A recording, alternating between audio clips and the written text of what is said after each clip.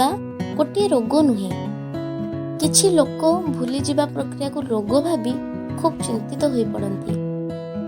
यही कथा भाभी भाभी रोग चिंता आदिर शिकार हो पड़ती। सांग माने भूली जिबा गोटे रोग नुहे कि आपणकर स्मरण शक्तिर कमजोर किछि कारण नुहे। भूलिबा प्रक्रिया जीवन पाई एक अत्यावश्यक प्रक्रिया। यही प्रक्रिया मस्तिष्कर संतुलन करने निहाती आवश्यक। जदि आपण पूरा दिन में घटिथिबा प्रत्येक घटना को मन रखा चेष्टा करेंगे तेबे आपणक मनरे नकारात्मक और कष्ट देला भली बहुत कथा आपणक मस्तिष्क विस्फोरण पहुँचाइब और स्मरण शक्ति मते नष्ट पाइब। एठारे विस्फोरण अर्थ कौनसी बम बा शब्द नुहे। यार अर्थ मस्तिष्क रे पड़ुथिबा अत्यधिक बोझ। कहबार अर्थ यह कि मस्तिष्क जेतिकी खराब चिंताधारा को मुक्त करि थाए सेतिकी बा ताठारु अधिका भल कथा भाबी थाए और करि थाए। विशेषज्ञों द्वारा कहा जाइछि जे मनुष्य मस्तिष्क रे जो प्रक्रिया को स्टोर करि थाए ताहाको प्राथमिकता दे थाए। जहाको से भूली जाई थाए ताहाको मन भितर काढ़ी दे थाए।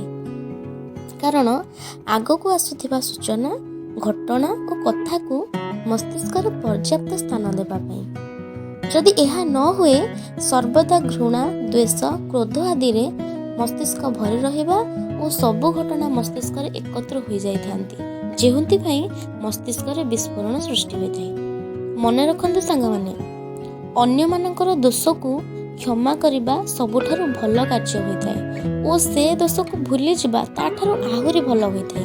कारण अन्यर दोष को भूली गले आमको आत्मिक शक्ति मिली थाए। आमको अन्य मानक सह भल व्यवहार रखिबा को हेले अनेक भूल कथा को भूली जिबा निहाती जरूरी। सांग माने मनोविज्ञानी मानकर अनुसंधान रे जणा जाइछि जे मनुष्य मस्तिष्क रे घटुथिबा 90 ରୁ 95% घटना को डैमेज मेमोरी को पठाई दे थाए। तेणु आपनको लगी थाए जे आपण यह को भूली जाई थांती किंतु वास्तव रे यह होई न थाए। जदि आपण थरे भाबिबे वर्षकर पुराना कथा मध्य आपणक मस्तिष्क को पुनर्बार फेरी आसी थाए। यह कहिबार अर्थ एया जे मानव मस्तिष्क कंप्यूटर ठारू मध्य खूब अधिका काम देई थाए। तेणु सबुठारु बड़ कथा आपण नकारात्मक चिंता को डैमेज मेमोरी को पठाई दियंतु आवश्यक समय रे प्रयोग करंतु एवं सकारात्मक चिंता को सिलेक्टिव मेमोरी प्रोसेस को पठाई दियंतु। यही प्रक्रिया चालू रखिथिबा मस्तिष्क को सुस्थ मस्तिष्कर परिचय दे थाए। मन रखंतु सांग माने संपूर्ण दिन रे बहुत घटना घटी थाए। यही सबु घटना को मन रखिबा निहाती जरूरी नुहे। कारण यही घटना गुड़िक आपणक जीवन में कौन उपयोग आसी न थाए। जदि दिनर सबु घटना को मन रखा चेष्टा करेंगे तेबे आपण पागल हो जिवे। जो घटना रे अनवरत घृणा द्वेष एवं क्रोध भरी रही थाए ताहाको भूली जिबा निहाती जरूरी। जो घटना मन को कष्ट दे थाए आत्मा को कमजोर कर थाए मनरे भय बढ़ी दे थाए आग्रह उत्साह सब कमाई दे थाए से सब घटना को भूली जिबा बहुत भल।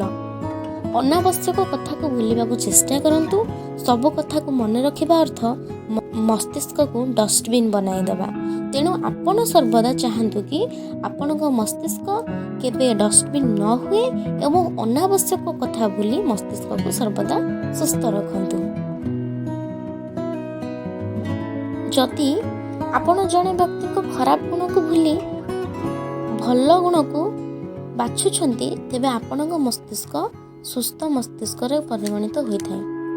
सबुठारु बड़ एवं विशेष कथा मन रखंतु सांग माने भूली जिबा बेमारी होई न थाए कि कमजोरी होई न थाए।